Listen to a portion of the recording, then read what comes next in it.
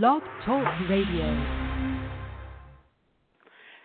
Hey guys, this is Those Guys with your host Matt Marrero, along with your other host Tristan Walter, and along with your other host Patchy.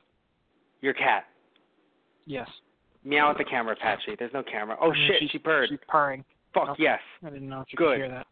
All right. I don't know if she was into science, but I think she's sitting there like, I also have problems with water. She can relate. God. Oh God. Doesn't boil her alive, Jesus. Random aside, the way she purrs, it sounds like them on the fucking walkie-talkie. Oh God. On the baby Jesus. monitor? Yeah. Yeah, sorry, the baby monitor. Anyway, putting that aside for 5 fucking seconds. This is night number 3, because we're doing our 12 Nights of Shyamalan event. We're on night number 3. I'm surprised this is still going, because at any point, something can go wrong, and we don't do any more nights. At any point. So we're going strong. We're halfway there, right? But you know what? I got to say, I think upon further inspection, because at the time, I think a lot of people criticized this movie, and I think upon further inspection, it's better than what I remember, because when I was a kid watching this, I didn't understand all of the little things that they put in. The signs! All of the little things that they put in that kind of came together at the end of the movie. Even if I disagree with them, still, right. there were certain things that I think as a kid I really was checked out. Even if it's not something little, like M. Night Shyamalan's character saying, hey, water. Even though it's a big thing, to me, I was so checked out because I was so young. I think I was 10. Oh, my God. Right, yeah. What? Did you not know it was him? No, I did. It was hilarious because he plays the guy who hit, the main character's wife. Yeah, one of his worst cameos yet. Yeah, when he said, when his daughter goes, who was that? And I laughed so hard, and I'm like, that's the film director, sweetie. Yeah.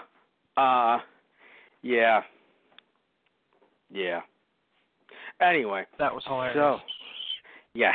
I couldn't stop laughing.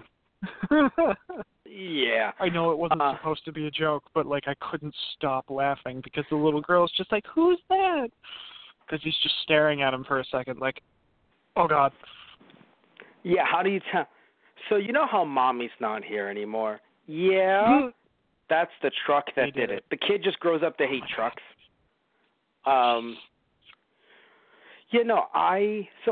So again, the movie isn't as bad as I remember. However, there are still a lot of issues, and I think the problem with this movie, I think looking at the past 3 films that we've discussed, the first being The Sixth Sense, the next being Unbreakable, and they're both out by now. If you're on night 3 and you didn't know that they're out, and now we're on The Sixth Sense. It seems like Shyamalan's thing, at least in this case, his thing, he's trying to kind of bring certain either supernatural elements or over-the-top, larger-than-life elements and kind of subdue them in favor of human drama. Right. The problem here, though, is that when doing it with Sixth Sense, it made it seem like, hey, not all these ghosts are bad, so it's okay. Yeah. With Unbreakable, it was okay. It was your local neighborhood security guard. Exactly. The idea was not all the people with these quote-unquote powers can be bad. Look at the main character. Look at Bruce Willis. However, sometimes the people you least suspect will be fucking eco-terrorists or just general terrorists, right? So that was with Samuel L. Jackson's character, Mr. Glass. Yeah. Also should mention spoilers, I think. That probably should have been on the agenda. I mean, we've already talked about these throughout the past 3 days or 3 nights, but yeah, so spoilers in case you guys don't know. So please don't listen to this and think, well, I haven't seen all those movies, but I'll be fine. Because we are going to compare, because we are essentially talking about Shyamalan's filmography at this point. So why is this relevant? It's relevant because I think in this movie with the aliens, it just didn't work based around the fact that if you're going to show them as threats, it is then strange to kind of, I guess, first of all, I don't think they focused on the family drama enough as much as they needed to. I think they should have went further with it. I think it was very subdued. Funnily enough, I think in this case the family drama and even the religious aspects were very pulled back when I think they should have been at the forefront. I mean, I thought the whole reviving his faith and everything, or that he was a man of faith, was pretty upfront. I don't know. For some reason, I feel as if I forgot throughout most of the movie that he was even.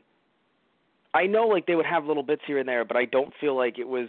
I don't know. There's something about it that I think because they were focusing on the idea of the aliens are so evil, or the alien invasion, that I just, and also I don't know. Maybe it's also I don't mean to put this on Shyamalan because of course he didn't know this was going to happen. But looking at Mel Gibson's character, or just I'm sorry, not Mel Gibson's character, Mel Gibson as a character, as a person.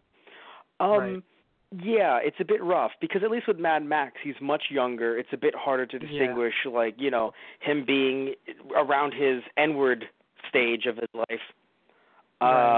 His public N-word I saw stage. him appear on stage, appear in the, first few frames, and I'm like, this is the Mel Gibson I remember. The middle-aged, yeah. Yeah. Yeah, the guy that was, that guy. That guy. Yeah.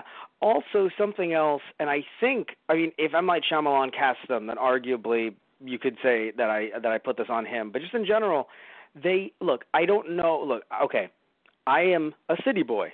I fully admit that. I'm a city boy. So I don't know if I'm the right person to cast, these are the southern folk. These are the country folks that we're going to follow. But I don't know. Were they, like, I thought they said somewhere they were in, like, Pittsburgh? Oh, okay, because I didn't notice where they exactly were from. No, because I didn't notice either. What I'm trying to get at here is... They might have just been talking about something on the news, maybe. I'm not 100% sure. Yeah, it might have been a news article, or no news article, like a video thing. Because what I'm trying to get at here is... Yeah, in the background. What I'm trying to say is it seemed like they were supposed to be your everyday Americans, and they did not come off as your everyday Americans. Nope. That's what and now, again, what is truly the everyday American? What is truly the everyman? That's a fair argument. This is a large country. This is exactly, very large country. But they just did not seem, and I'm not saying it had to be like, yokels, they had to Tar Night, I don't think they had to, no. But there's just something about them, I don't know, they just seemed strange. And what's funny is there was this fan theory and again, the that brother at first kind of felt like that stereotype. Not gonna lie. And I liked him for it. Not like in that way, but I'm saying not like, he fits the stereotype, great. No, but just the idea that he seemed like someone who you could relate to the brother. I don't know why, but I couldn't relate to. When I say relate to, I mean he was a little I don't know. There's something about when I say relate to, I'm referring to the fact that I can look at him and be like, you are a person. When not you started talking about conspiracy theorists. Not that I am one. Or, no, sorry, he used the term nerds. I was personally attacked, Matt. Yes, as was I, and that felt real to me. Yeah, I was like, wow, this is dated. Yes. I'm like, 2002. Really? I mean, I get, yeah. Well, the M word being used, I was so confused because it just seems so out of place. And I know you were like, Matt, it's 2002, that's 16 years ago. And I'm like, yeah, but it just didn't even fit into the script. It's not and it also wasn't used for comedy, which sadly sometimes that does happen with little people. They're used for comedy and then they're called, the M word. So it was just so odd that it was just thrown in there in general. In my head, I'm like, could they have just went with small? Was he small? Why? How small? Yeah. Maybe if they said M word small, I guess I'd get it. But it was just odd the way it was thrown in. Just a lot of some of the script was odd, and I don't know if that's maybe I'm the one. Again, I'm the city slicker who doesn't understand that's just normal everyday American talk. But there's just certain parts of it that I'm like, it doesn't seem like everyday American talk. It just seems like it's what you need to keep the script going. and keep the movie Yeah. going. I can't think of anything off the top of my head because I didn't take notes. Because I used to take notes, but then I ended up missing key parts of the movie, so I actually stopped. But there were just certain phrases here and there that I was like, or you know what? Not even just phrases too. Certain scenarios that I was like, why do we have him? I guess because again, small town. Why do we have Right. Mel Gibson's character talking to the man that killed his wife? I guess small town local pastor, but like, Yeah. what the hell? Also, Mel Gibson looking at his kids and he's just like, "Let me tell you how you fell out your mama." And I'm like, I understand the idea of if you're all gonna die, let me tell you how you were born. But like, Right. it was some of the imagery I was really confused. And also, I was trying to bring up a fan theory earlier. There was a fan theory that at first I thought it was crazy, and after watching the movie again, it's been a long time, I thought maybe they had a point. There was a theory Yeah. that the kids were aliens. Yeah, you know what? Towards the end, when they were in the cellar, I really felt that being a possibility. Not just that, but just him explaining the stuff about the birth. Like, I don't want an unnecessary Shyamalan twist, but I just feels as if when you're telling them about the birth, and it was the birth, and then, like you said, in the basement with the kid, we're like, what? Like, that was supposed to be a joke on the whole jump scare thing, which even 2002, it was still very funny to me. Like, just making fun of jump scares, like, oh my God, what are we going to say? It's just a kid. What is it? And then the hands in the vent. Right. The alien hand. Yeah.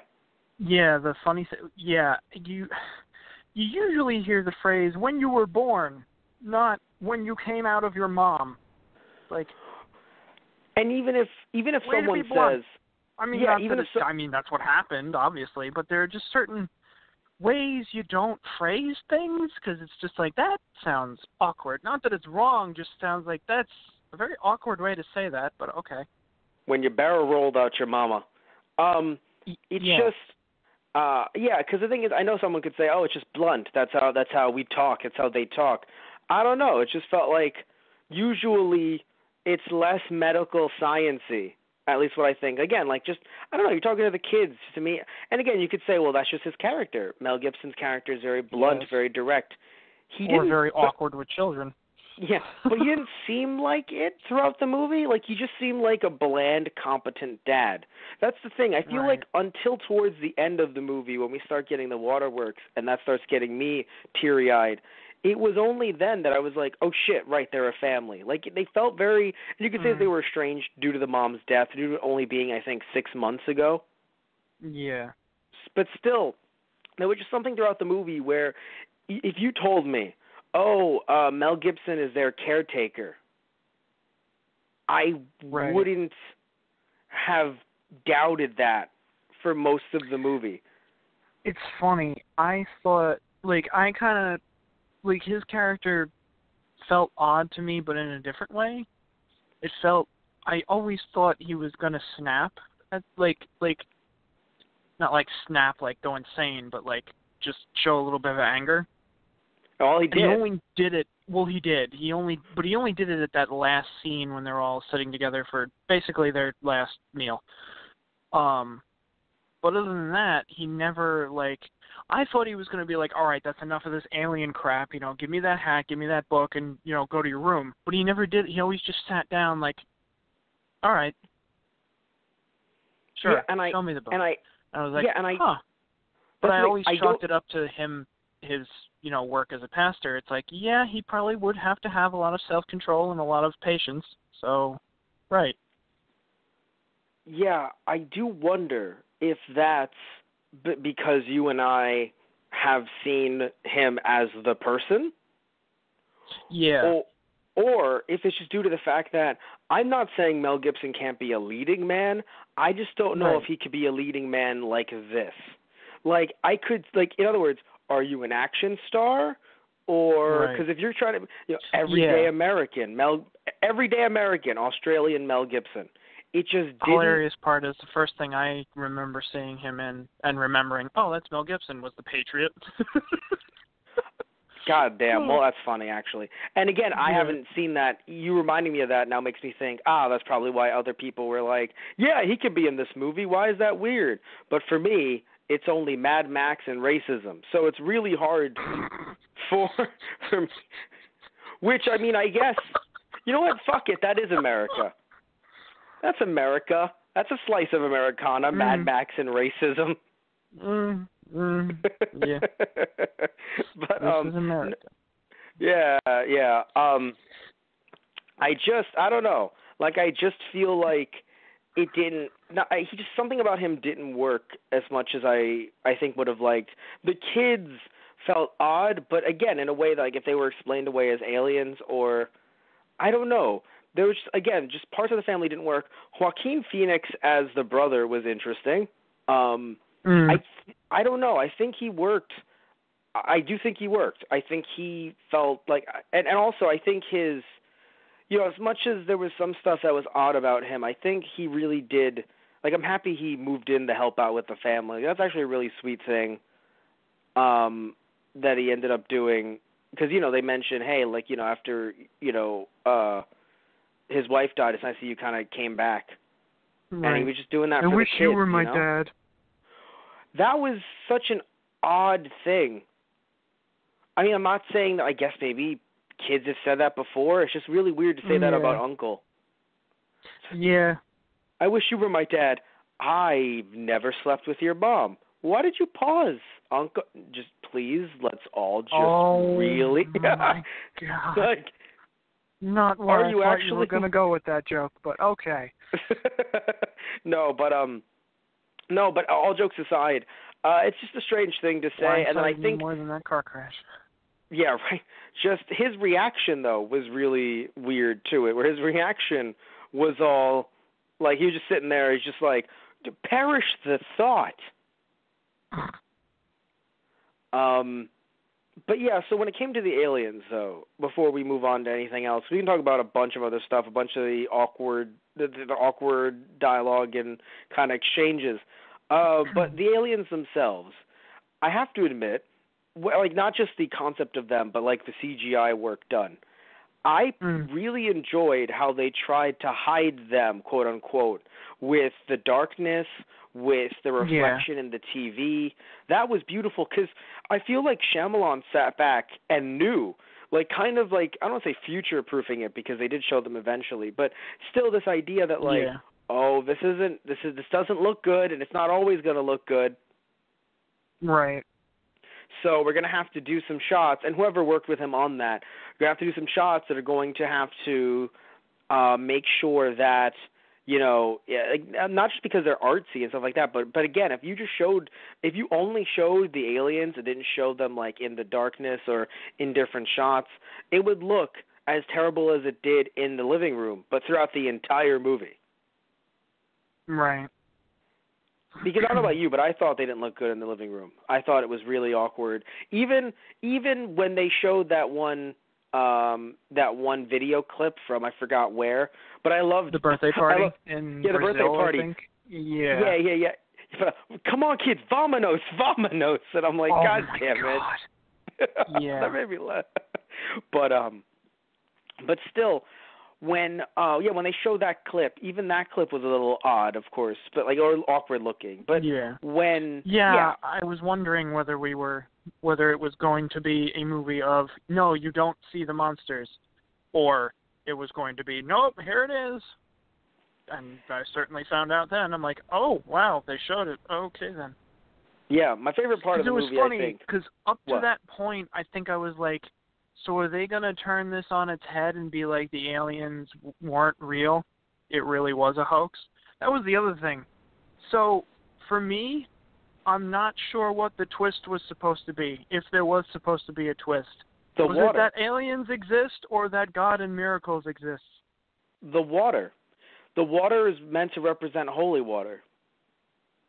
Oh. Yeah. And that's the thing. Like, it's not like that's supposed to be – because in my opinion, I'm not going to be like, Tristan, because that's understandably lost on you, understandably, and not because of a religious thing. Because not like me, going to Catholic school as a kid, I'm like, well, obviously it's holy water, sir. No, because it was just the kid wasn't drinking holy water. Right. Yeah. I mean, like, yeah, like, she always made the point. It's like, oh, it tastes funny. It's like, okay, you might have arsenic in your well. You might want to get that checked out. That might be a serious health problem. A large amount of America, and I say large compared to, I think, people thinking it's only in Flint, but I swear to God, there's a fair, look it up, everybody, there's a fair amount of America that has really bad drinking water. So, putting that out there, really bad tap water. Yeah. I mean, for the dog, though, as much as I love dogs, the phrase, he licks his own butt, I think he'll be fine.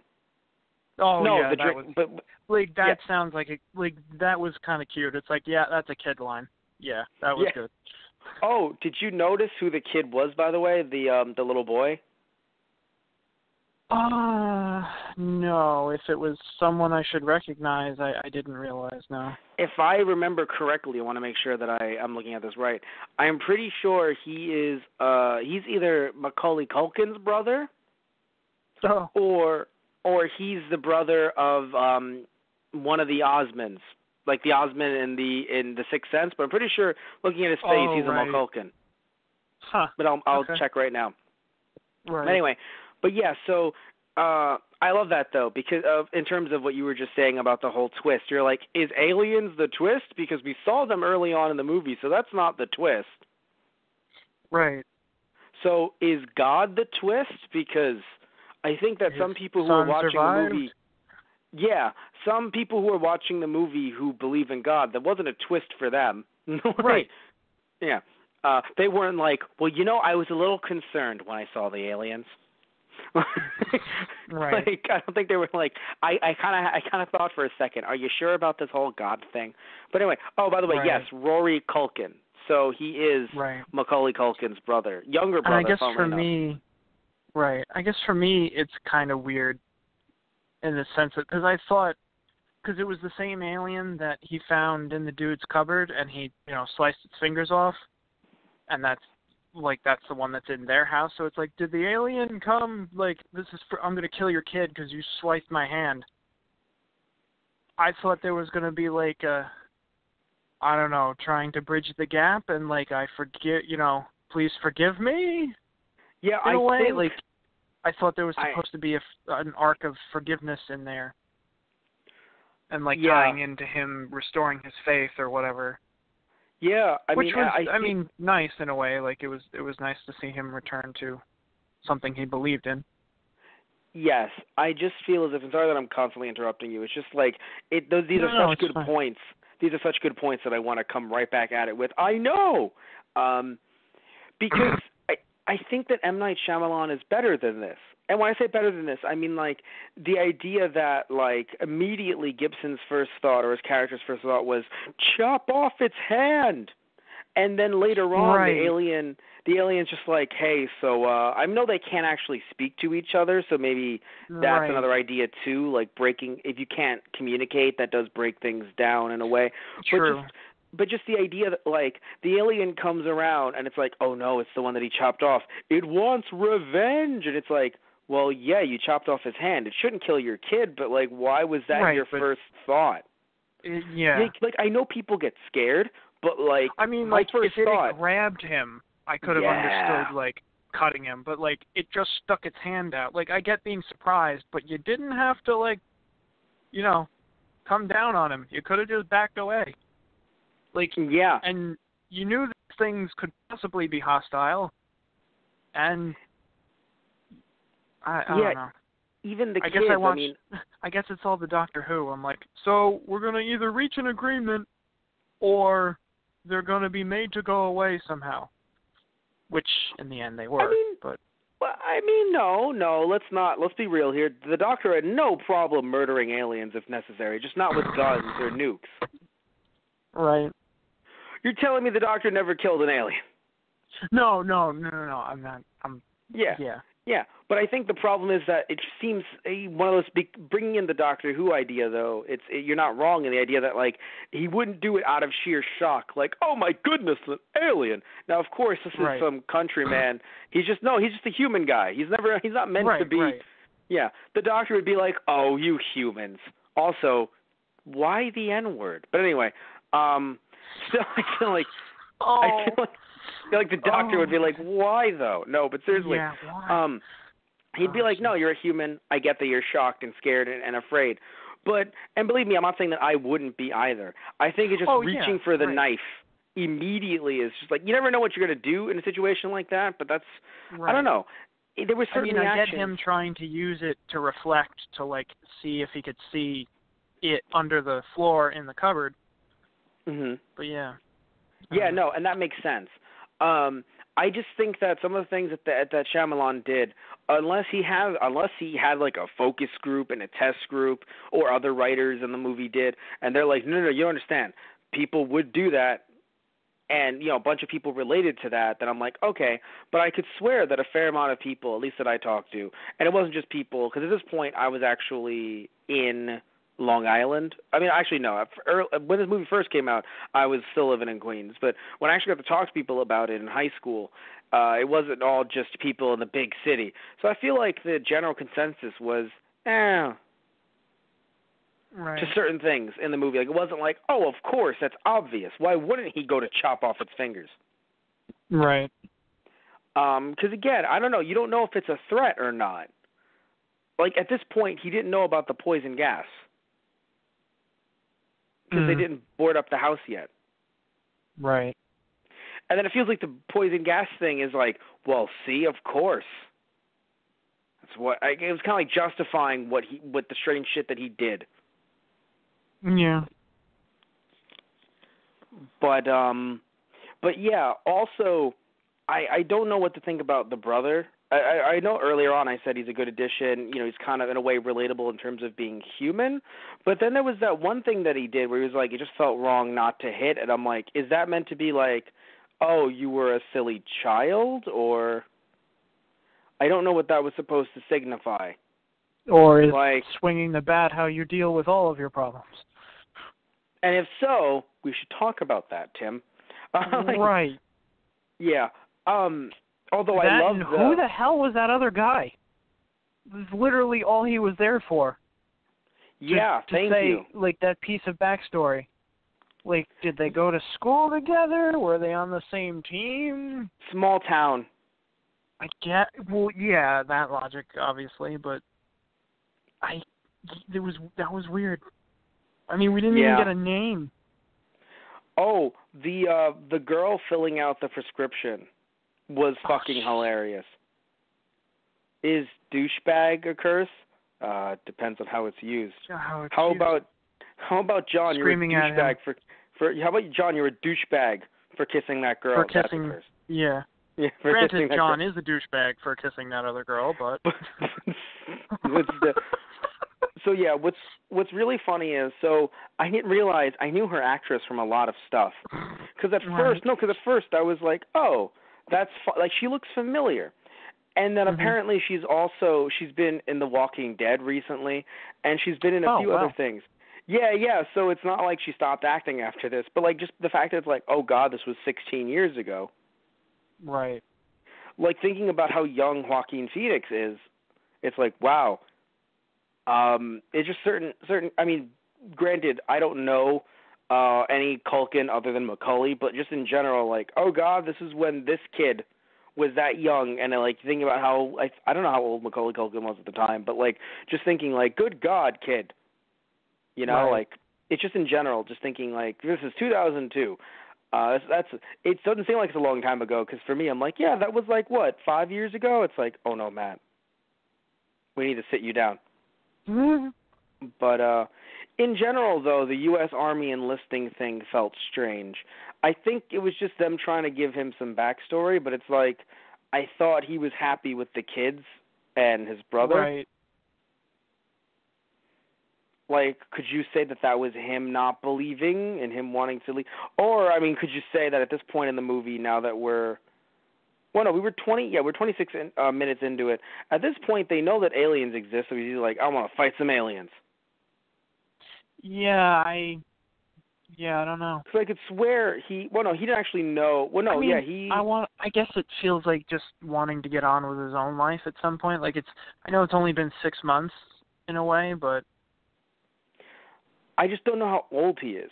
I don't know if he's meant to be like 18-year-old brother or like 26-year-old brother. Right, yeah. Because looking at him and looking at the other dude, it looks like Mel Gibson, the other dude, like, the one where like, who are you? You have a leather jacket. Looks great. Who the fuck are you, though? Yeah, so that guy, looking at the two of them, they don't look like they're in their mid-20s. Right. They look like they're in their late 20s, early 30s, and then Mel Gibson's character looks like he's in his 40s. Right. So I understand the idea of, like, moving on, getting on with your life. That's a good point. But my confusion just comes from the fact that is he in his late teens? Like 19 yeah, at the least? It feels like I don't know. Oh, he's my brother. It feels like he's your eldest son. Yeah. It kind of does. Which isn't a big issue. It's just it's just something that it was hard to pin. That's why I'm saying, like, with The Sixth Sense, and even with Unbreakable, sort of. Even with Unbreakable in a way, it felt like the family drama was a bit more, I guess, relatable. And I don't know if it's because I'm not a farmhand, and I don't, and I don't really live on a farm, don't really live out in the, what some people call the sticks. I don't know. Maybe that's just on me, right? But I feel like this family was not like, oh, typical American family, of course. Right. It felt like they were all just like, yeah, we got to make the best of it, which, to be fair, after the death of a loved one, after the death of a parent, that is what you have to do. You do have to make the best of it. But at the same time, I think it was just, oh, you know what it is? They never, like you said, he didn't really snap. And, of course, as the pastor who, even though he's not a pastor anymore, still someone who was the pastor, small town, he can't just be mad all the time. But yeah, no, of course. But it seems like his emotions were, like, he was very, very, very passive. Only until he wasn't. Right. Granted, I do think that was real, that emotion. I don't know. And maybe it's also coming from a family that, depending on which side of the family I'm with, does yell a lot and is very loud. So their very subdued silence, to me, feels foreign and alien. Right. Ha, ha, ha. I wish. Well, I'm sorry. That's not the name of the movie. I know. Looking at when he said sign, I was like, okay, that is acceptable. Then he said signs plural, and I was like, get the fuck out of here, Mel. Not today. Are you a man who looks at the camera? Signs. I think even in 2002, everyone was done with that shit. Oh yeah. But yeah. So do you agree with me on the idea that this is M. Night Shyamalan's worst cameo to date? Again, we've only seen these three movies thus far. Right. In the sense of it was the most obvious so far, then yes. No, I don't mean obvious, because we are expecting him, so we know he's going to be in the movie somewhere. I'm saying that it's the worst because of the fact that I just feel as if it is best, unless you're going to be the main character, it is best for, like, and look, I know it's hard for me to say this because I run our YouTube channels and I'm in so much of our shit. It's like, Matt, really choose your words real fucking carefully. But it's the idea that, like, I do videos with people, or I do stuff with people, or I am the only one in the video. But it is strange to me to make something where if it was you and some other people with those guys doing something major, and then I'm just the cause of something. That's the thing. It's not even like if you guys are playing a wrestling game and I make a cameo as a referee. Like, there's just some fun stuff that can be fun, especially if people aren't expecting me to be the referee. They're like, oh, I guess Matt's on in this one, and then boom, and they're like, right? But in this case, right. after seeing Shyamalan in 2 large movies that he's done, and he had starred in some earlier ones, but they didn't really fit in with the horror theme, so that's why I didn't throw them in here. It's just, to me, it's just one of those things where, like, okay, so, like, he also did, or he worked on Stuart Little. I don't know if he's in Stuart Little. I haven't seen Stuart Little in years. It would be odd if he was the one who delivered Stuart to the family. It would be odd if he was the one that shot Bruce Willis's character. Right. It would be odd if he was the one who tried to drown Bruce Willis's character. So much Bruce Willis hate. 2 movies in a row with Bruce Willis as the main character. He's getting in some shit. But you see where I'm coming from, though. Like, his roles thus far, random doctor, fair, right? In Unbreakable, he was, you could argue, but he was that drug dealer that, Bruce Willis discovered his powers. Yeah, but it's still very subdued compared to the guy that tried to kill him later. Right. Or if he was, even though Mr. Glass is a huge part, but if he was, like, working with Mr. Glass, I'd be like, really? Or if he walked up to Mr. Glass at one point in the movie and it was like, that guy that you recommended me. Yeah, good stuff. And he's like, you're welcome, and then walks away. And you're like, who the fuck's that guy? Like, this is one of those situations where it's just kind of like, because think about it. If he didn't kill his wife, then this movie would not have happened, at least in this way. Like, yes, it's not like he called the aliens to Earth. Aliens were like, dude, we weren't going to come here, but that's some fucked up shit. Mm-hmm. We have to come and discuss how fucked up this is. Like, after he kills his wife. No, but still, like, he kind of caused the central drama in the movie, and I feel like that, to me, is like the worst, or one of the worst, at least out of all 3, the worst cameo of his to date, because I feel like he should either be the main character or fade away as a background person. Right. Because to me, that's a central part of the plot.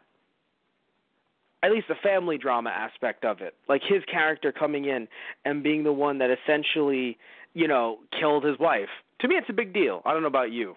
I don't think it's a side thing. Like, that's the reason why they're all constantly looking like they're sad. I know the alien stuff matters, but, like, his wife, their mom, dead. Right.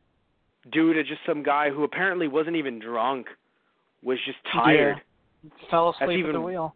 That's even worse in a way. And she wasn't even in a car herself. She was just walking before dinner. Got pinned to a tree. Got severed.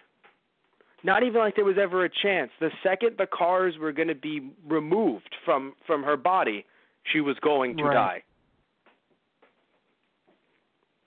That is some horrific shit to have to go through. And it's just like he's the cause of it. To me, that's a big deal. Right. I don't know. I don't know if you disagree. Or in general, I just think that his cameo is the worst for that reason. I don't know if you disagree. I mean, I don't know. I think it's just a bit more fun if he is a background character, and it's kind of like fun of the movie, like, see if you can find me, instead of being obvious. Yeah. Right, and so that's the thing. So you consider this obvious. Okay, so that's how you used obvious. That's fair, because, he's obviously there. Like, not just, serving them coffee, or he isn't working at the bookshop. Right, yeah. Yeah. He's just like, I'm the guy that fell asleep at the wheel, killed your wife, big thing. Anyway, gonna go kill myself, maybe. Goodbye. Yeah, that was the other thing. And he had blood on, I guess that was from when he locked the thing in the Yeah, I'm pretty sure, I don't know why alien blood would be red, but it might be them trying to scratch at him, understandably. Yeah, he may have been hurt in the process. Also, I love aliens can't do cupboards. See, that's And that's the thing. Speaking of, now we can talk about the aliens, not just their looks, but the actual aliens themselves. So I don't know how this can relate to video games, but somehow I'm going to make it work. You know when, if anyone here has ever played Super Smash Brothers, you know when they talk about a character from the an older version of the game coming back into a newer version of the game, like a new sequel, and they say, oh, but is so-and-so going to be underpowered? Or in any game where someone says, oh, that person seems underpowered or that person seems overpowered.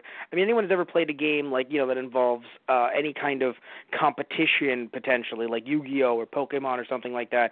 Now, why am I bringing this up? Because it seems like the aliens were severely underpowered. Like, I'm not saying they had to come here guns blazing, because obviously there would be no movie if they can just shoot down a beam that would kill only human life.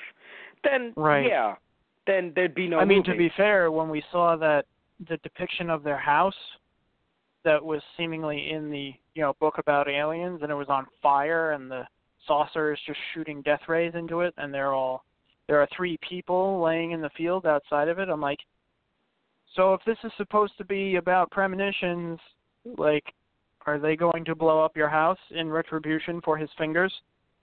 Well, you cut off the fingers of a top-ranking officer alien. Your house will be destroyed. Who cannot do doors. Yeah. Who can't open doors. That's the thing. I don't get it.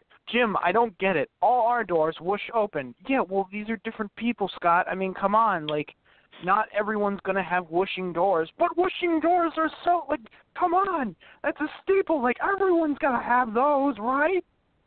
Jeez. And that's what I'm saying. Like, I'm not saying that the aliens should know everything about the Earth's existence. They can't sit there and know. Those scenes were the funniest parts of the movie, and I loved it so much. Like, he just comes inside, sees his brother and the 2 kids with the tinfoil hats, and his character, he's just like, I'm just done with all of your shit. Yeah. That was funny. He just walks, like, it's funny. I'm like, he's just going to walk the other way. I'm like, yes. But at those points, I would have been like, I thought for sure he'd be like, all right, I've had it up to here with this shit. Although at that point, he's now been face-to-face with an alien, so at that point, I guess he's like, all right, fair enough. Yeah. But still, what I'm trying to get at, though, with the aliens, though, is that, like, if you are able to travel, so interdimensional travel potentially. I mean, granted, we don't know where they came from, so they could literally be from like Jupiter. We don't know, but still, they're able to travel from, I would imagine, pretty far away, real far away. And they're like, oh, that is the planet. In fact, we are going to fucking murder all of them because we need the planet. I don't know why. We don't know why. Maybe they wanted to move there. Maybe they wanted it to be a vacation home. Maybe they wanted to sell it on some kind of alien black market. We don't know. And that's fine. We don't need to know. Because, again, it would be odd if the alien was like, I'm going to speak your language. Let me explain what my intentions are. Like, no. Weird. But I still feel as if the fact that if you're going to invade a planet, have gas that's poisonous that you can, I mean, even if it's like, oh, we scanned the area, we scanned humans, we understand that this is their weakness. Okay. But and let's pretend that we believe the kid, even though he was just reading, regurgitating what he read out of a book, and he's like, they'd probably be worried that we use nukes, and then the land wouldn't be worth anything if we just fuck it all up. Okay. Not only should you be able to scan if there are any threats like doors, but also a bigger threat, the 70% water. Yeah, right. 70 fucking %. I could have spit at him and it would have done some damage. Chip damage, but damage nonetheless. Yes. 70% water. Now, granted, honestly, you could have breathed on them too, and it would have been unpleasant for them. At least if it was, I was even harder if it was winter. If they invaded during winter, they would have died. They can't even use the. I mean, they better have been selling it. Would have been hilarious. It's like, I think you guys are looking for Mars. Yeah. Why Mars? Scan it. Oh my God, it has no water. This is perfect. You should go there. You know what? It's just like just man for becomes that. savior. Royal pastor becomes savior of mankind. Tells aliens to colonize Mars instead. No water. I mean, God. There are polar caps, but a lot of them are CO2. Still. There's some water, but much less than 70%. Put it that way. Yes. And again, the relation with, but Matt, the holy water thing. No, that's understandable. I'm not saying that, that tie-in. See, that's funny. Like, I know the concept of holy water, and I know what it is, but I did not get that from the movie. Neither did I. I had to hear about it. I don't know if it was through an actual interview or if it was, I don't think it was like a fan thing, the same way that the Alien kids were a fan thing. But I think it's just, it's not easy, but it's understandable if you think of it that way when you compare to the fact. Maybe if there was a stained glass window with, Jesus and everything, and the light streaming through as the alien falls backwards and the cup falls over him, I'm like, oh. They had, but then they would have had to pay for a church. Also, that's true too. The light would have been very bad for the CG. Right, fair. But yeah, and also them leaving the home, then it wouldn't have made it seem like, because I understood why. It's like, no, but Mom, and I love the kid. Can I change my vote? I was like, this is funny, because he's like, I vote for 2, actually.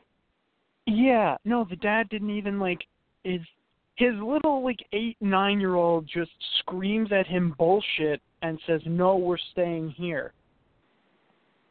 I'm sorry, but oh, yeah, because at this point, with aliens, it's like, well, I'm going to put you through a window, kid. Well, no, but at the same time, it's like, okay, A, don't fucking do that. And B, not cursing back at him, but and B, I'm trying to keep you safe. You are my child. Yes, because the kids at this point, the kids, along with the brother, have tinfoil hats on. Everyone's being extremely rational here. I don't know. I feel like it's one of those times where, I kind of understand. Well, because I feel like the father was still trying to keep a semblance of, it's like, it's okay. We can rationalize this. This will be fine. I feel like even just him calmly looking at him and being like, okay, 1, language, and 2, because that felt like his character, That's actually a great point. I'll give you that. Well, I understand why the kid cursed, though. Not that he should, but I'm sitting there, and it's like, when it's a tie, and he goes, actually, I just remembered. I'm the adult. Yeah. My vote counts as 2. Right. Well, okay, fine. I guess if you can just change the rules like that, then okay. Let's go. No, because it's funny, the dad's kind of acting like a kid at that point, too, but... Yeah. But, Out of panic, really, but... Panic, but panic nonetheless. Yes. I love how the VHS tapes, it's around the tail end of when they were relevant. So even just 3 years after that movie coming out, people could be like, wow, that's dated. My ballet recital. It's like, you're going to, want to watch, this is history in the making. It's like, you're going to want to show it to your kids when you grow up and blah, blah, blah. My ballet recital. Dad! Find another tape. Sorry, Uncle, I'm using your tape. Swimsuit special, and I'm like, oh, God. I thought for sure the father was just kind of slowly look at him, Yeah. Anything, but no, he just, granted, they're watching the world end in front of them, so I guess, but still, just a slight look at him would have been hilarious, really? I'm sure you couldn't have kept that in the loft in the barn. I wouldn't have cared if it was you. The kids could get at that. Seriously. I feel as if they probably did film that, but they probably took it out of the editing. Like, it just didn't. Yeah, maybe. Like, it would have been a quick cut, so they're probably like, let's just cut it out. Let's just have it run straight into the alien action. Aliens. Which, again, I'm still going to hit hard with this. I feel like M. Night Shyamalan is much better than just making, like, not only alien revenge story, but, like, the idea that, like, oh, these aliens are here for one thing, murder. Right, yeah, me too. Because, like, even, it's like, I know, I've seen a lot of sci-fi series and stuff like that, but at the same time, like, you don't have to be a sci-fi series to be like, let's not just kill each other. Let's try and see if we can find a little common ground so we don't blow each other up. Yeah, or I think it's also because I'm looking for either one. Either it's like, hey, let's all work together, or like getting in Mecca and it's like, we're going to murder these aliens, and the aliens are like, God, we were thinking the same about you. Right. Like either you're very passive or you're an anime. Or so trying to, they all do that and they realize, oh God, it's like. I mean, another series that I've seen, I only saw the movie, but like with, Ender's Game being like, oh, they're coming to invade. It's like, no, actually that was a misunderstanding. They needed the water desperately and weren't trying to kill us. Oh, I didn't know about that, but okay. Yeah, so, and it turns and like one of the characters finds out it's like, no, they are horrified of us because we basically committed a mass genocide against them. It's like, we have become the monsters. Ooh. Yeah.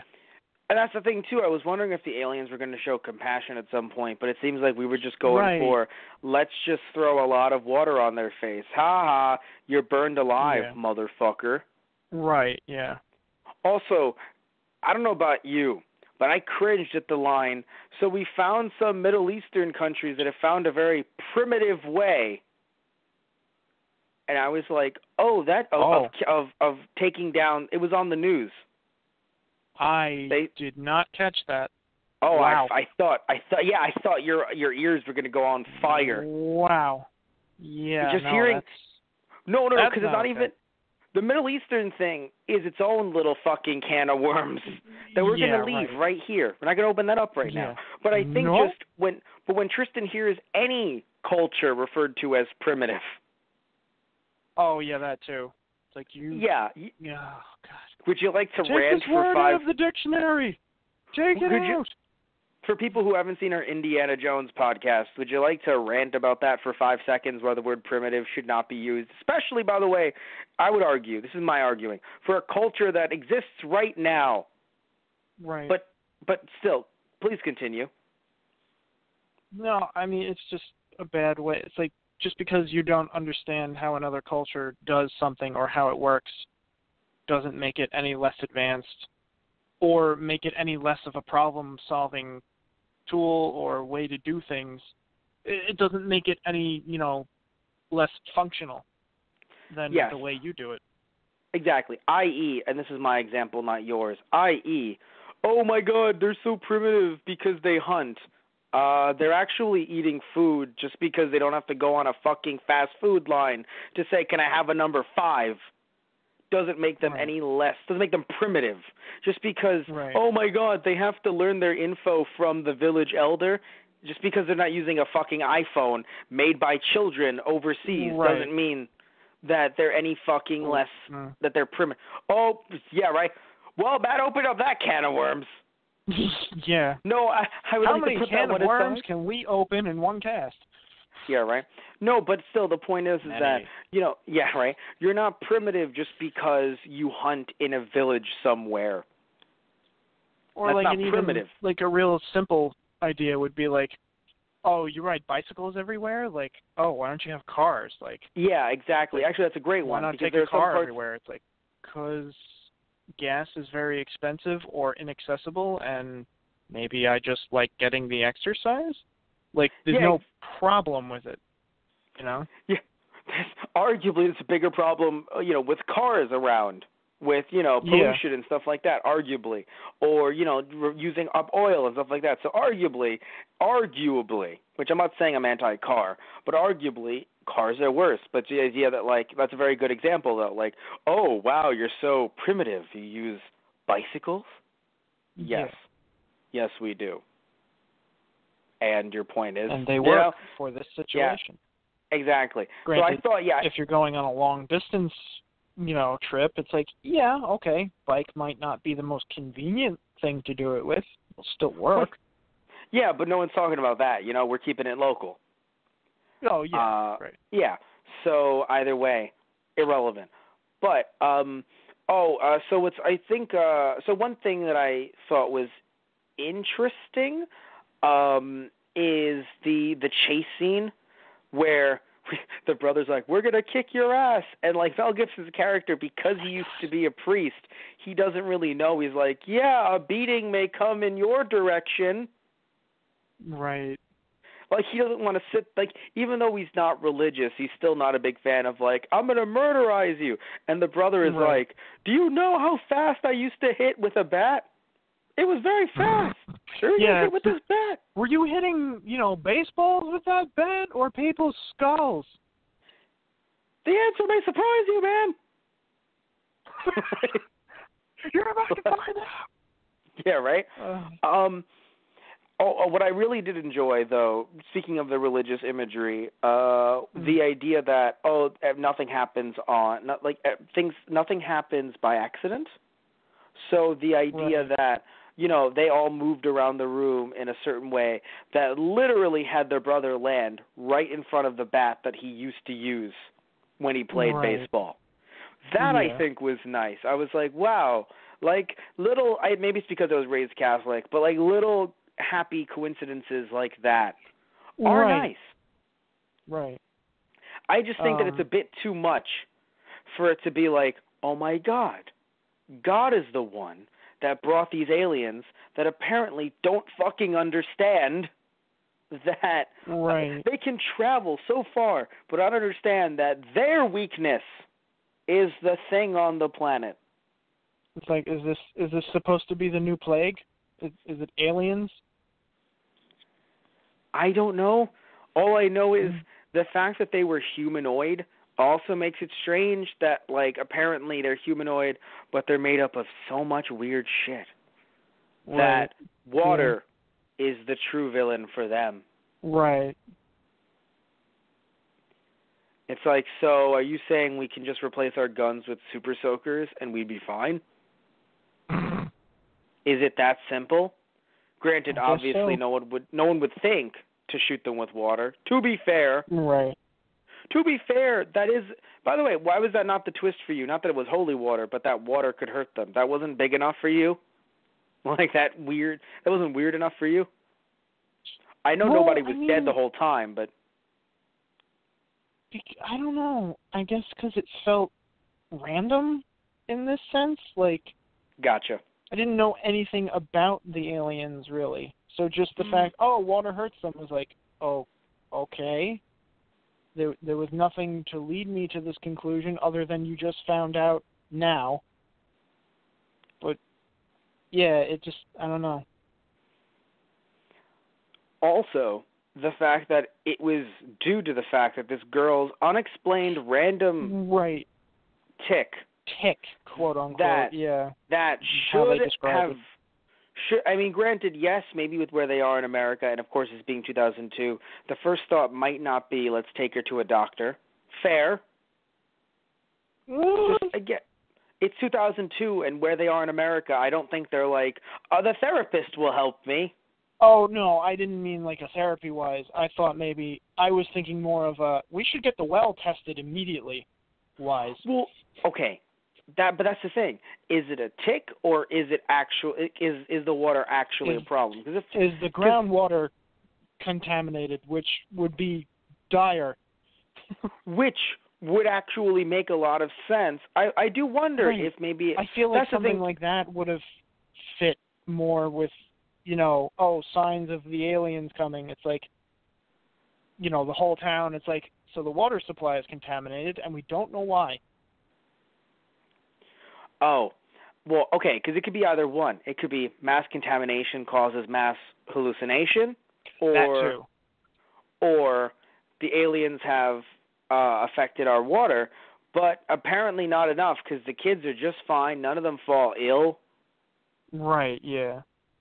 And I don't know, it's just like that tick was only there just so that when the moment was right, water can kill the aliens.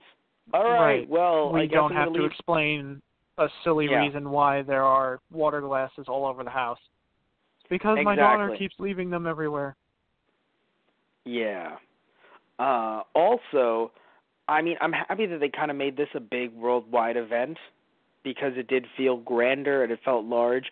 Also, it's sad to hear that people died, but again, it makes it much larger, like a large-scale event. In a way, though, I think, like, well, it was good. Well, it was a good way to bring out the terror and actually show off the aliens a bit more than we had already. At the same time, I kind of wish maybe we kept it local, but again, it would have seemed very weird. Like, but then here's the thing, though. But then why only that town? I guess. You know? But I feel like that would have been, like, if they had kept it local, that would have set it up easier to be like, was it really a hoax? Or it could have been like, I don't know. It feels like you wouldn't have had, the aliens could have been yes, it really did happen, or, no, sorry, I'm not wording this correctly. I know where you're coming. I know where you're coming from. It would have been, it would have been an idea of, did it really happen? Were there really aliens at all? We don't know. Like, you never find out whether it's like, we had aliens in our front yard, or we were hallucinating, or, you know, someone was screwing with us, that kind of thing. Right, because now, at the end of the movie, we know that aliens are real. We know that they can be taken down by super soakers.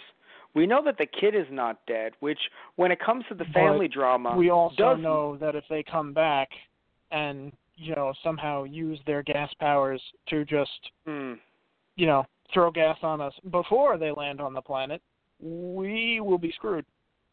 Thank you. Yes. So I guess the thought is, no, but because other people across the world have been killing them as well, that's hope. Yeah, I guess that was, I don't know, did you feel like that was explicitly said? Because I know it felt like it was hinted, like, oh yeah, other people are fighting back, or it's like, oh, they found a way to fight back. Well, no, they said people in the Middle East have found, they said primitive, but still, it's a way to fight back. So if the government is literally, and I know it sounds silly, but I'm using water cannons, you can fight back. Yeah. Also, here's the thing, too, by the way. Apparently the gas only came out from their arm. Like, I don't know if it's a ship thing. So maybe they're just literally going around just like, hey, everybody, spraying everyone with gas as they're running around tee-heeing. Right. Just having a good time. So, but I mean, perhaps, with their abilities, like, just being as... Because, okay, one, they could jump 10 feet without a problem. They run really fast. And the guy hit that thing with the bat at least 3 or 4 times before it fell over backwards and the water fell on it. That's why I said water cannon. Yeah, so normal melee is not going to do shit against them. Yeah, no, I'm saying water cannon, and hopefully they can take water from the sea and it'll be okay. It doesn't have to just be like clear water. Hell, what's funny is... hilarious. What if it was only fresh water? Exactly. What if they were fine with seawater? Worse, they just grow larger. Oh, jeez. I mean, they were green, so maybe plant life. Oh, man. What I was going to laugh at was the water is fucked up. It's actually filled with sulfur. It's the sulfur that got them. Geez. Actually, if it was sulfur, then that kind of relates to religious undertones, sort of. But with the sulfur, though, well, like the whole idea of like the like demons with sulfur, you know, the demon smell of sulfur. Different types, I'm sure, but just the idea of sulfur, just the imagery of, you know, like the demons came, they smelled of sulfur and ash and, you know, all that shit. Right. Gotcha. Yeah, they never really clarified if there really was a problem with the water or if the little girl is just being, you know, the way that she was. Picky little girl. Right. Yeah. Again, with that tick, which the reason why I talk about a therapist is because something like that would develop after your mom died. That's fair, yeah. something small like that. Like, I don't want to drink the water. And, like, the other little kid, no, Mommy died via a truck. Just don't drink trucks. She starts crying. What did you say? I told her not to drink trucks. What? It's just, she's just my crying. brain fried slightly. The little girl's crying. Your brain fried. The dad's confused. The brother is, like, eating a sandwich for some reason. I just imagine him walking out of the kitchen with a sandwich. I need a girlfriend. Yeah. No, sorry, I'm laughing because I walk into my living room because if any of you guys don't know, longtime fans might know, but if you guys don't know, I'll have the movies on in the background as we're talking about them, so I can just refresh any fun scenes. So I walk in right with all three of them with the tinfoil hats. Right. So I just walk out for a second, and then I walk right back in, and I see 3 tinfoil hats in a row on the couch. Yeah. Oh, man. Oh, my God. So yeah. next time I come to your house, I'll bring the tinfoil with me and hide it in my backpack. Then when you walk out of the room, I'll just put it on as I'm sitting on the couch. My God. Yeah, they look like a giant Hershey's kiss. That's the thing. They all look like Hershey's kisses. Yeah. The way they made the tinfoil hats, it was kind of funny. Yeah. Yeah.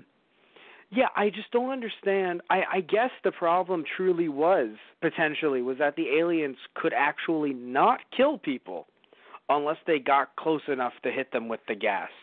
So perhaps the aliens truly were flawed in that they were just like able to. Because yes. I mean, I don't know. I mean, they seemed pretty, super powerful.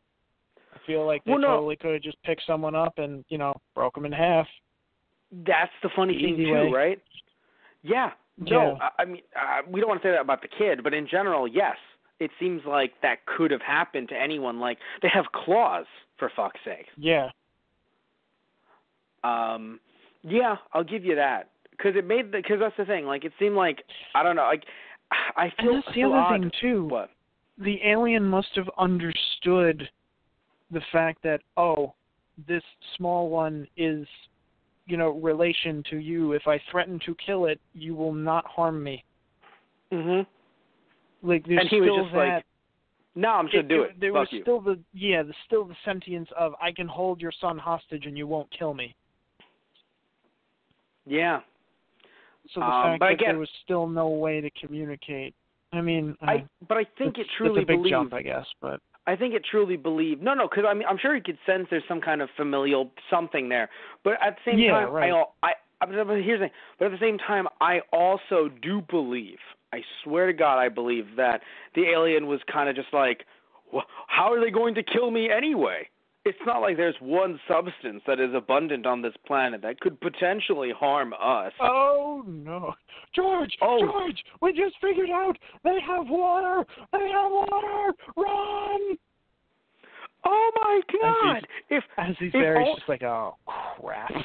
If only we had something that could hurt them. They sneeze fire. Yeah, right. If only we had something other than these damned poison arms. They sneeze like a lot of fire, though. Like when they sneeze, like the entire set of crops would be burned.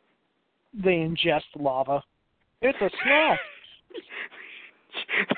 Just lava. Especially fresh lava. Every time they fart, it's the fucking ash, the one from Jurassic World. What is it? What is it called? A pyroclastic flow. Thank you, pyroclastic flow, which would have killed. God, no, we're not talking about that right now. Anyway, it's not the time for that. Yeah, I just feel as if there was I think that this movie, without trying to retread over the same stuff over and over and over again, I just think that this movie, M. Night Shyamalan's style of filmmaking worked really well for the past 2 movies before this. But I think it was this one where it kind of fell apart due to the fact that. Yeah. I think it's because he made the aliens so violent. Where if you were going to have, I think you either have to make this style of film with non-violent aliens, not E.T. Right. But non-violent aliens, or you have to make a movie that's a bit less family drama and a bit less with with everything else, trying to make it seem like it's like, a family, drama style-oriented film, when you clearly have these violent aliens coming in, kind of disrupting that. Where I don't think, maybe I think I may have said, it felt like the family drama in Sixth Sense. It was hard to balance that with the supernatural stuff, and I would have preferred more supernatural stuff. But I think after watching this movie, it's worse here, I would argue, than it was there. Like, even though I had a little bit of critique there, but I think for this one it's much different. Yeah. So, yeah, and I think, like you said, keeping it local, despite the fact that I kind of disagree, I think I agree with it more so on the idea that we could have focused more on the family and less looking at news reports, which, by the way, seemed cool and seemed great, like world building and everything like that. But at the same time, but here's the thing too, right? The reason why you and I talk about world building and why it's great is because usually with world building, it's building in a series of movies or a series of TV shows. We're never going to see this family again. Not because they totally died violently, but it's the fact after the credits rolled. It's the fact that it seems like a lot of the crop circles were supposed to be around major cities or like major areas.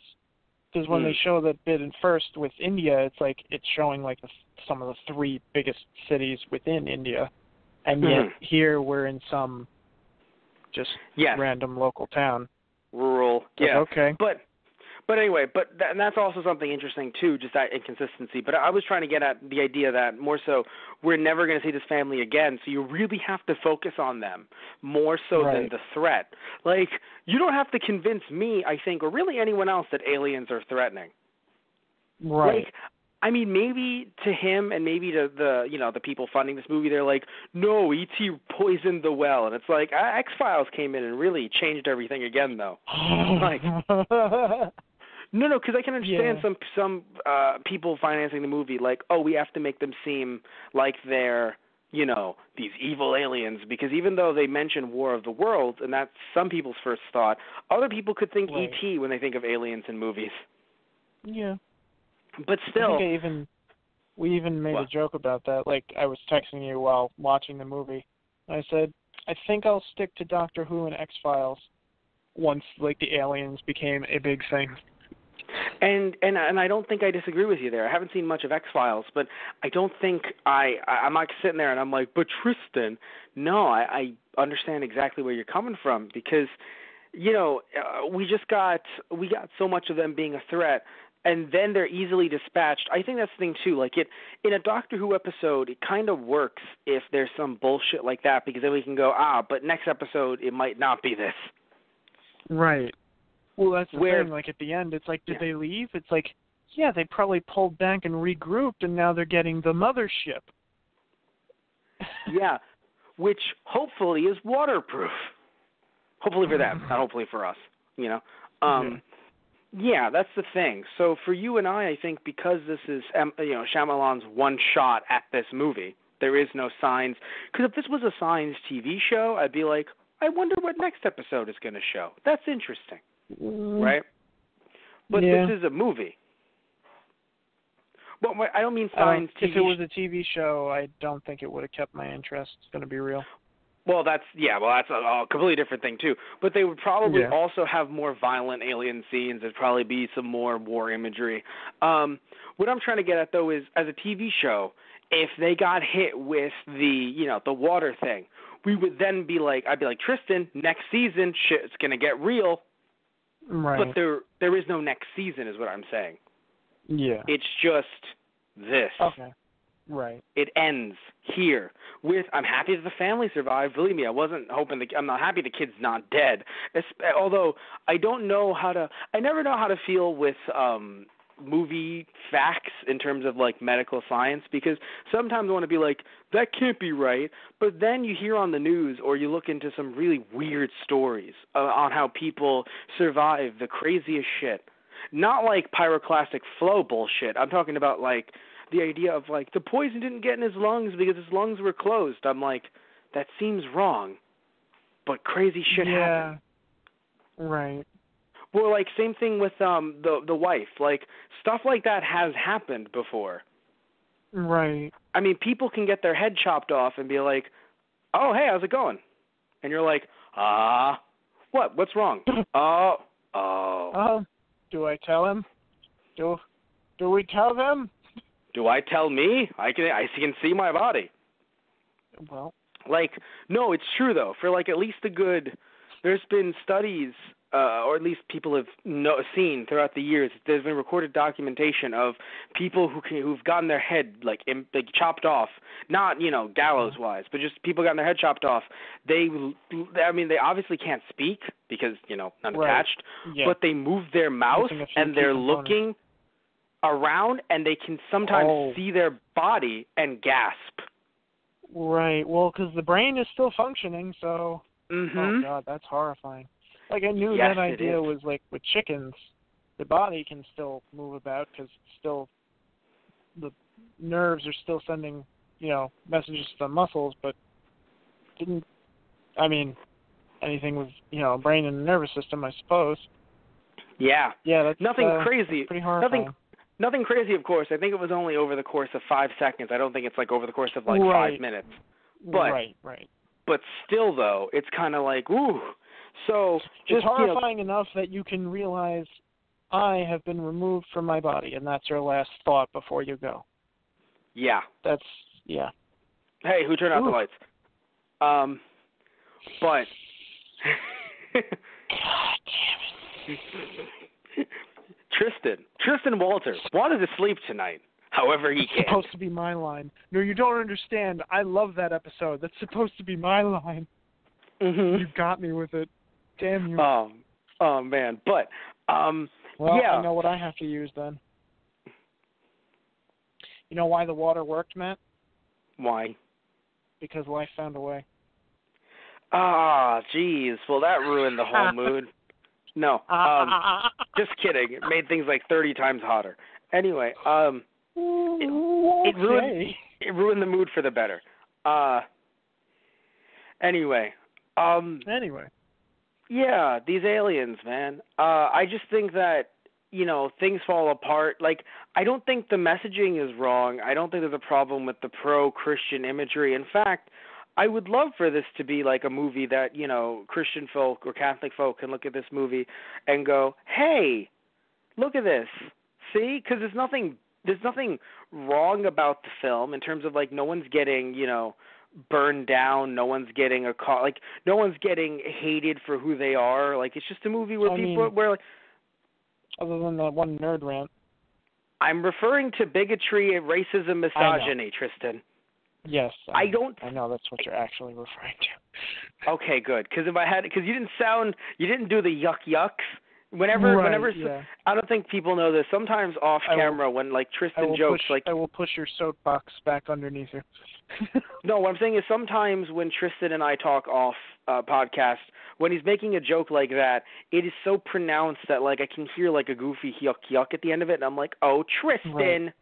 But I didn't hear that this time, so I'm like, Tristan, I'm referring to people that are getting killed for being who they are, not nerds. Right. It's like, I have an actual message and point here. Can you please shut the fuck? Although, to be fair, Christianity, or some people, not all Christianity, but some people who believed in Christianity or say they believe in Christianity were against Pokemon when it first came out because it was the devil's work. So, I guess you're not... There's a long list of that.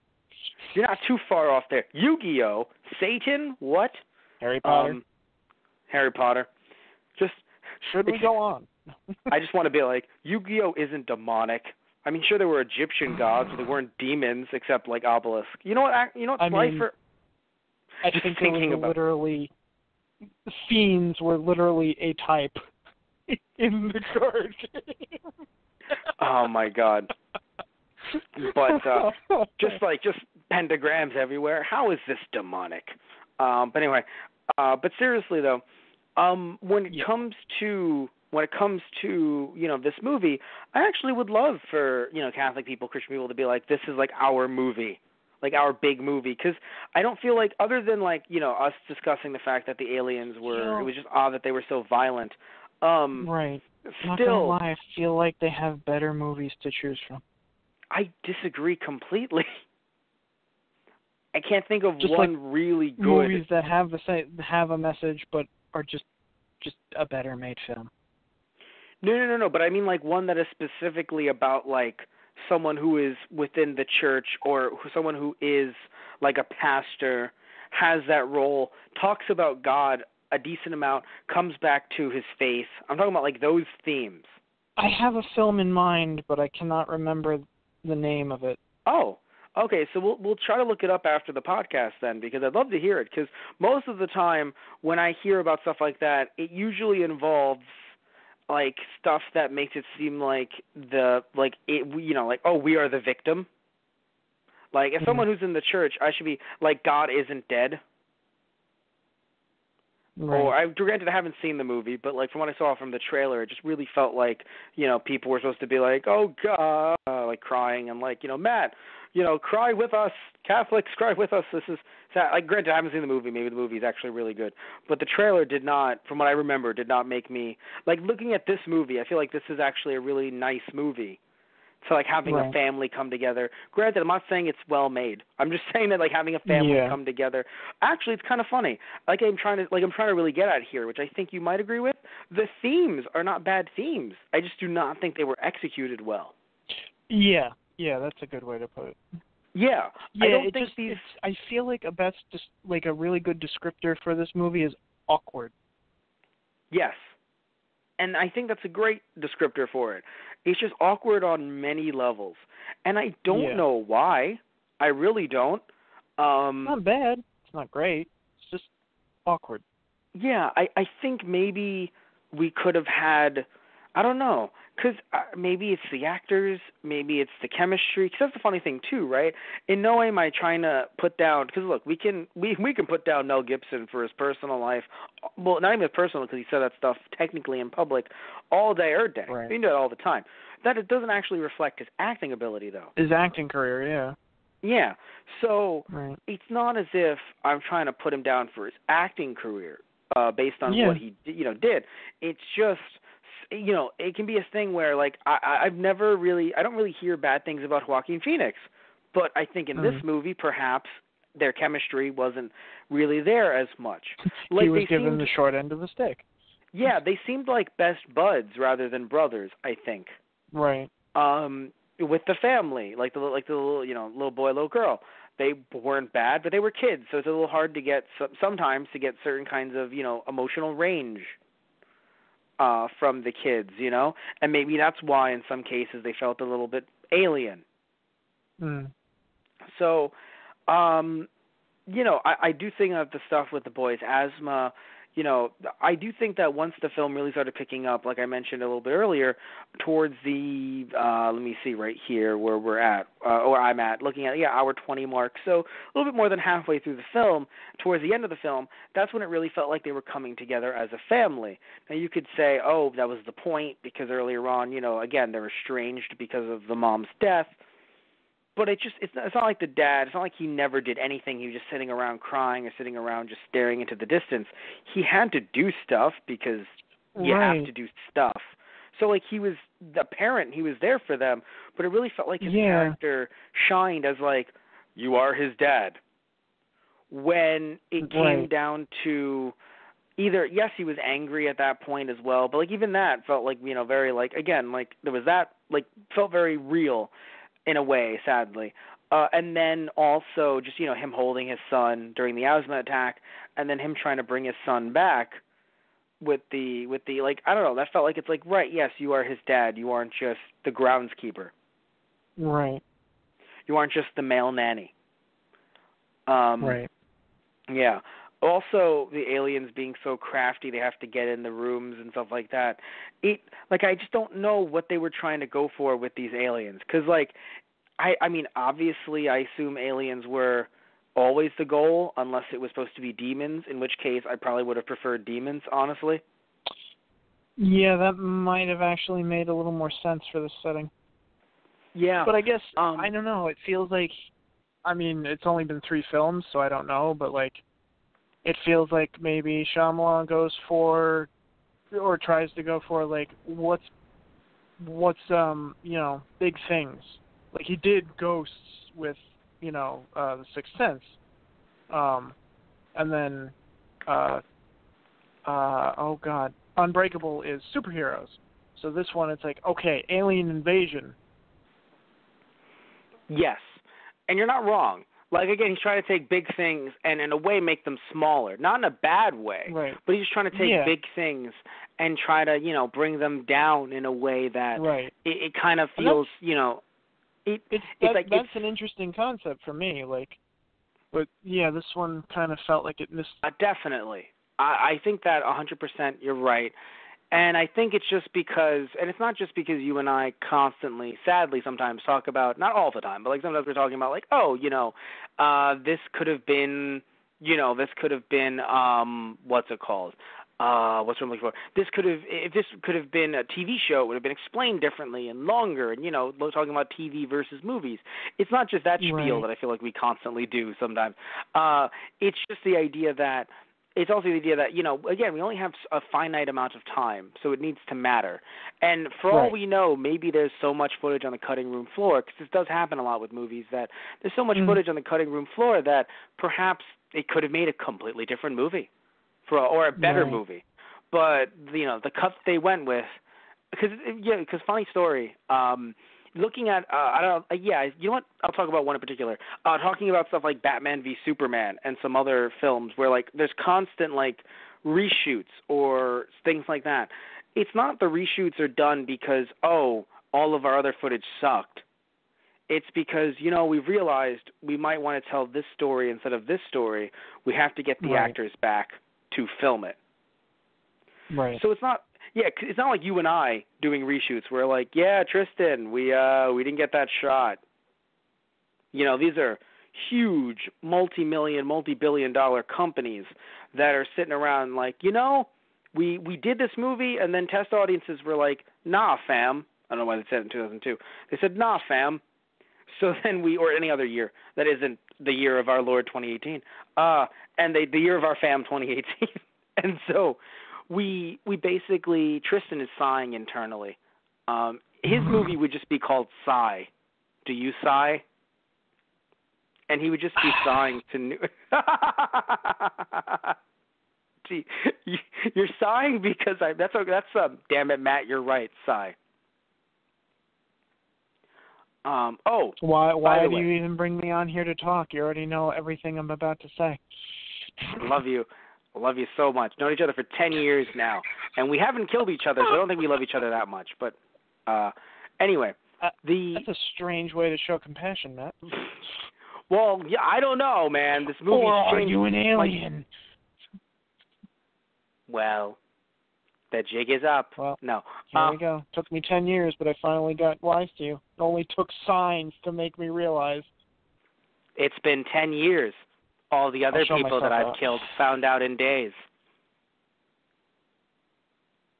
I don't know whether that... Was that a burn, or was that... Yeah, like, you're going to kill me. Did you really have to roast me before you did it? I mean, I'm going to anyway. I mean, that's what Matt would do. Oh, I see.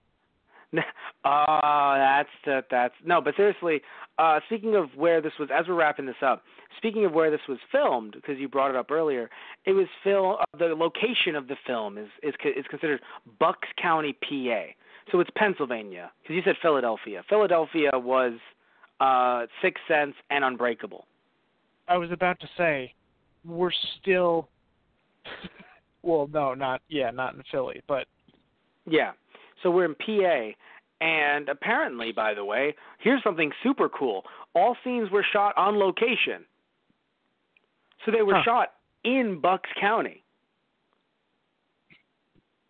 So to be fair, that's probably why they didn't go for they aren't a random. I mean, granted, yes, they are clearly, they're not just they're not New Yorkers, but I think that's also why they're not considered this idea of let me constantly get out my gun and shoot every. Granted, I'm not saying that you shouldn't have a gun as a farmer to protect your farmland. In fact, I'm kind of shocked that Gibson's character never took out a gun. I imagine that's because potentially that would conflict with him as a pastor.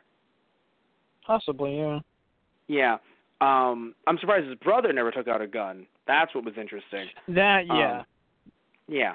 But I guess they wanted the bat thing to be a big thing, and also if he had a gun, or if there was a gun in the house or something. Also, I'm pretty sure, if he was to live with him, his brother was probably like, yeah, no, you're not bringing a gun into my house.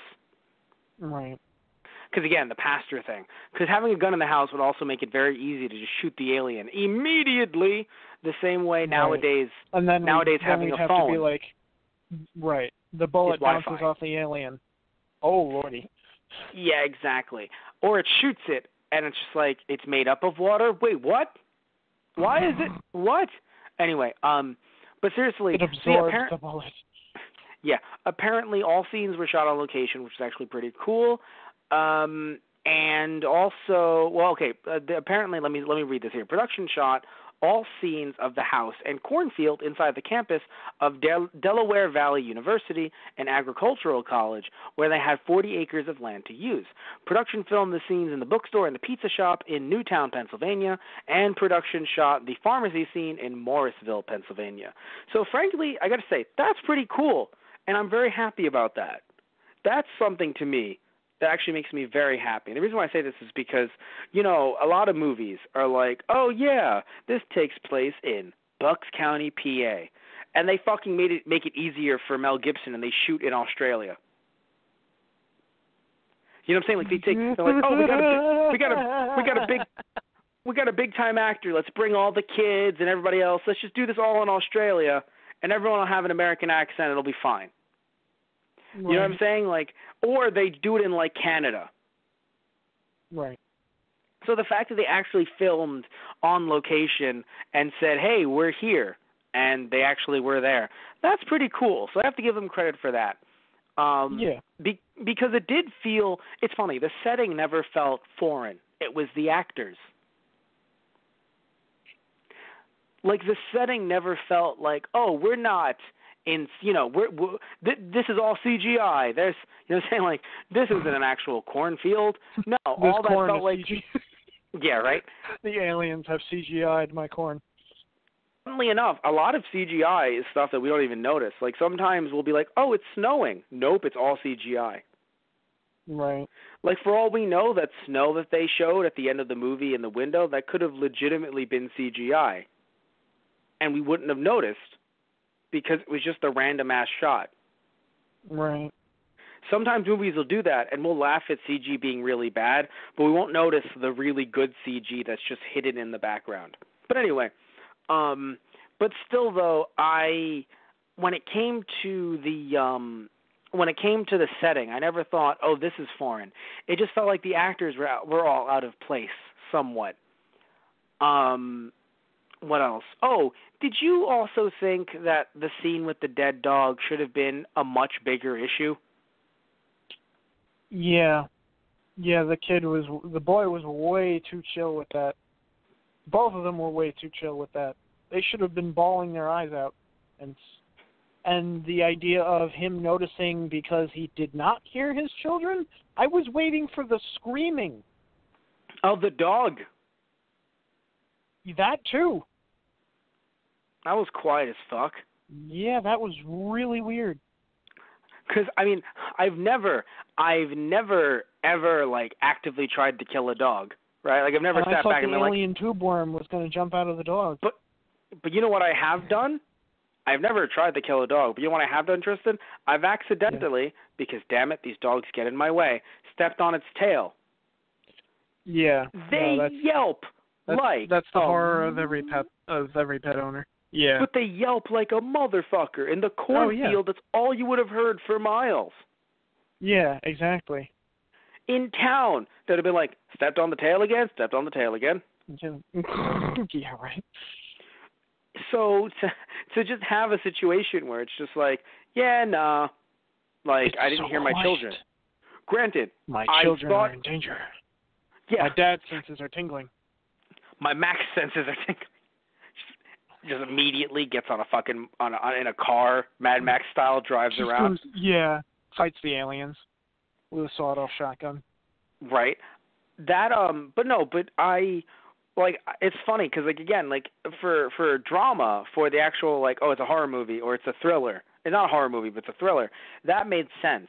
But when we find a dead dog, I'm like, yes, because clearly the dog would have died very quietly as to not wake up the neighbors. Oh, I don't mean to inconvenience you. I will die very softly. Like, also, I don't think they want to scar the children any more than they already have been. Exactly. Also, I didn't realize they had two dogs. I think that's on me. So, like, I thought they killed the one dog, and it's like, no, he's fine. Yeah. It was this dog. And I was like, oh, I probably am not paying attention. Another thing, too, they forgot about that dog for a while. And then they actually said it at the end of the movie. Oh, God, we forgot the dog.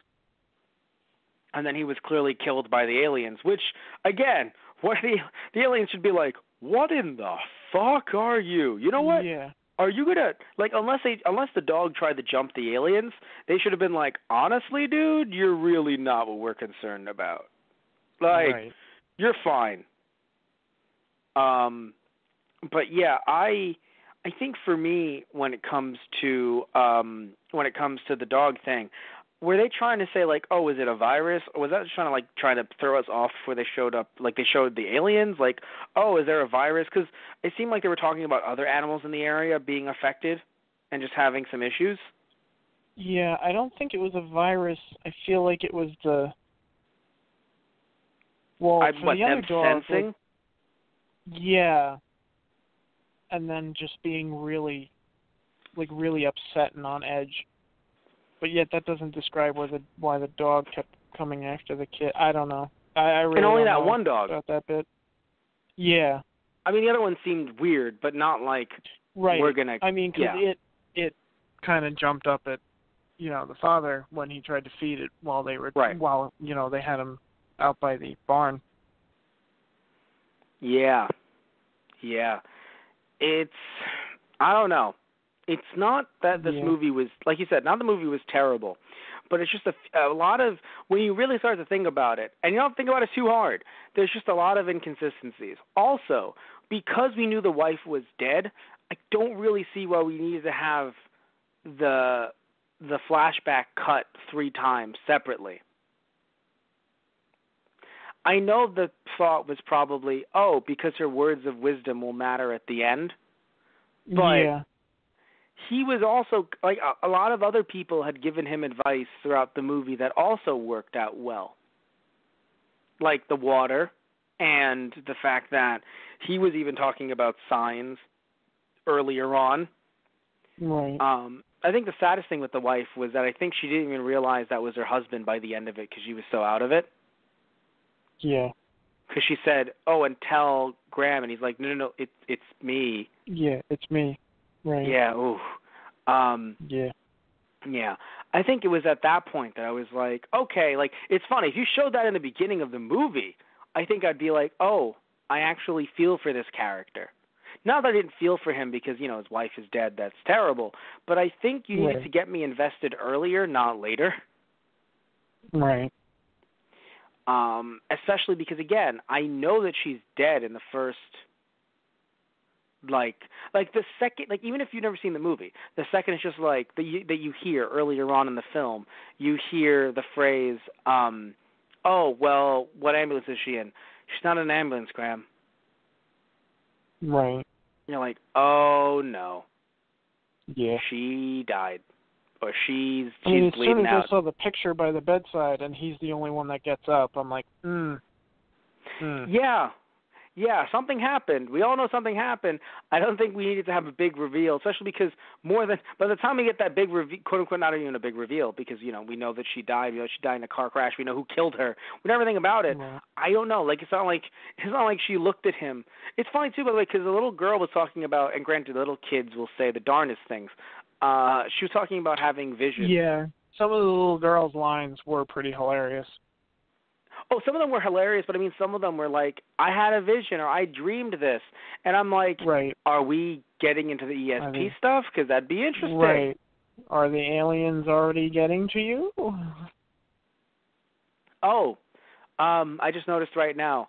We saw, if he played ball in high school, we saw that he was given that award in 97. If he was given that award senior year in high school, that means that he's 22.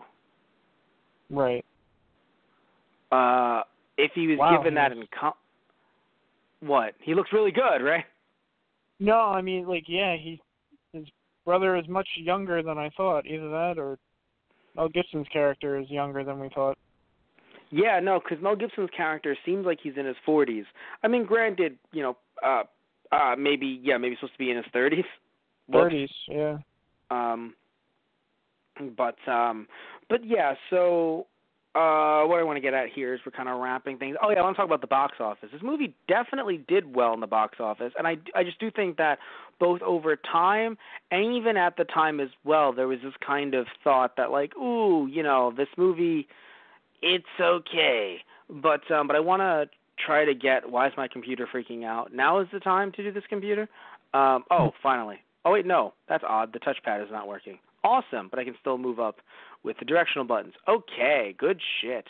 Anyway, the budget was $72 million, and apparently the box office, like, it actually brought in $408.2 million. Yeah, so it brought in a lot.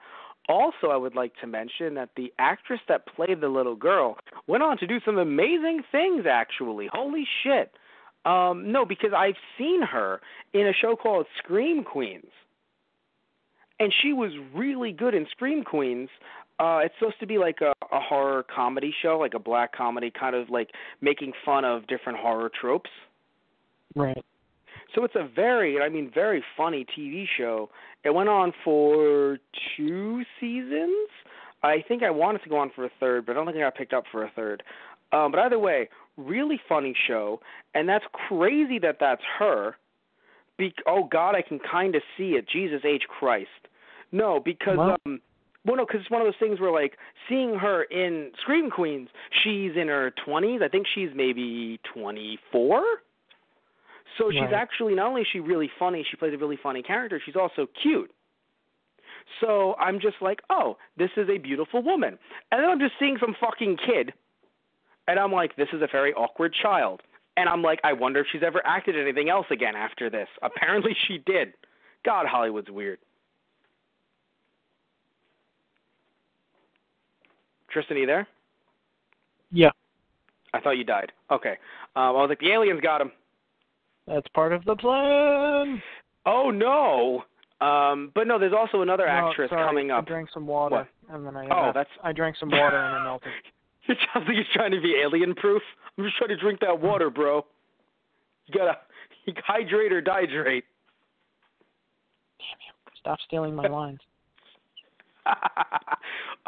No, but there's some other actresses, and it'll be in later films, but there are some other actresses that will appear, like, it'll matter more when we get to those Nights of Shyamalan, but it'll be really funny because they'll relate to some movies that we've seen rather recently, where it's like, oh, God, this is you, 10, 16 years ago, stuff like that. Anyway, but yeah, so I think we're good. Anything else you want to say, or?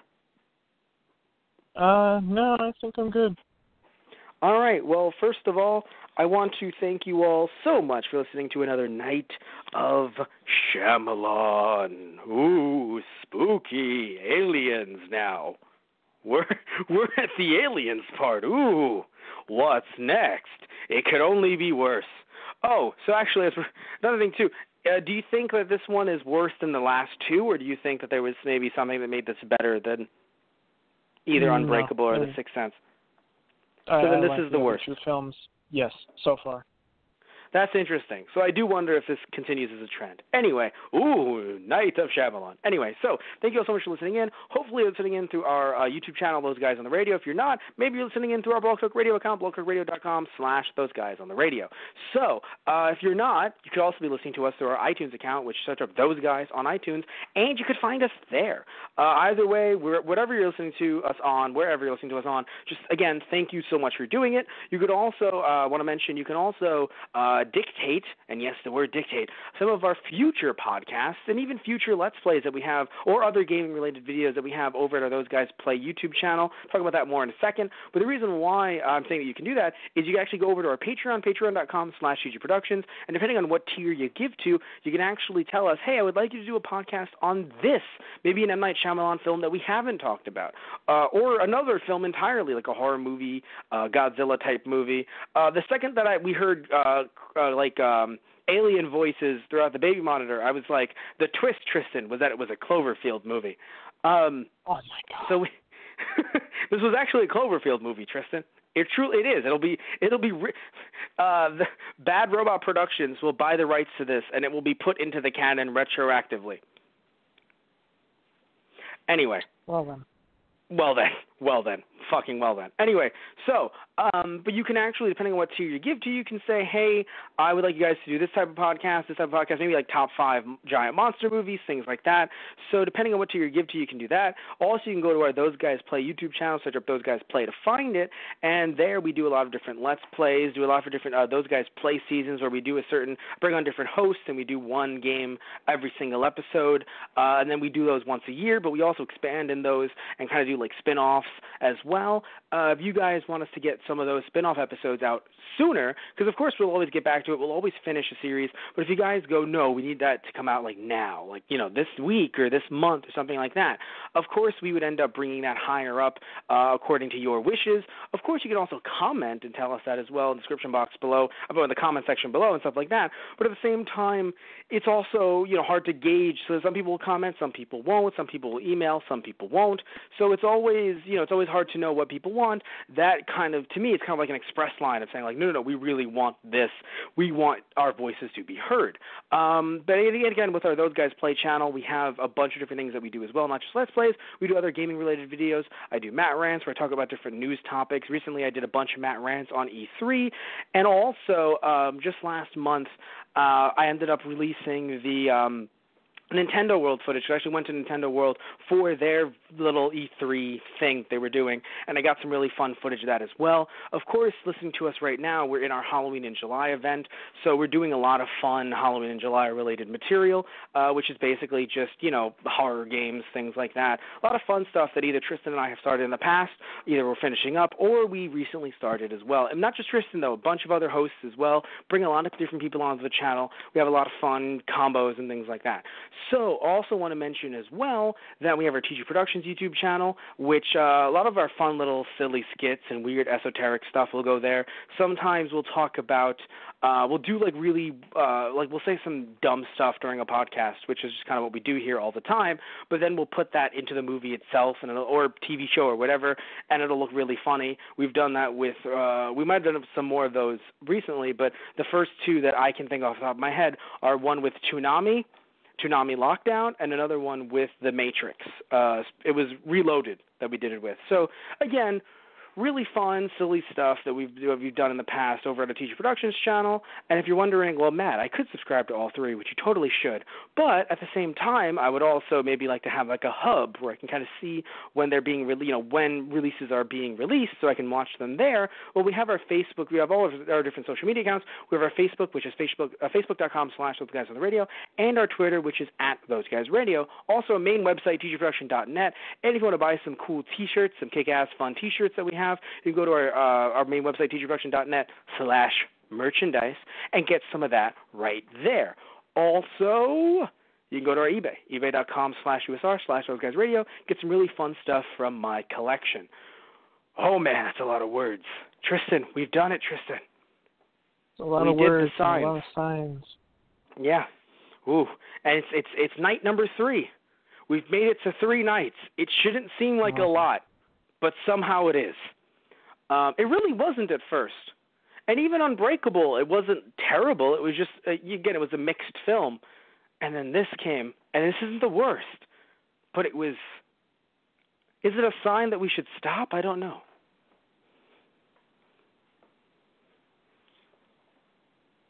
Tristan? Oh. Hey, we got your movie coming out. 2019. It's not just Glass, it's your movie too. What? Oh, okay. Psy. It took you a second. You're like, what is he talking about? But anyway, thank you all so much. Love you guys. Take care. And, tune in tomorrow for hopefully another episode of 12 Nights of Shyamalan. Hopefully it'll be 12. God only knows. The M stands for Matt. I understand now. Yeah. All right. Good night, everybody. Good night, everyone.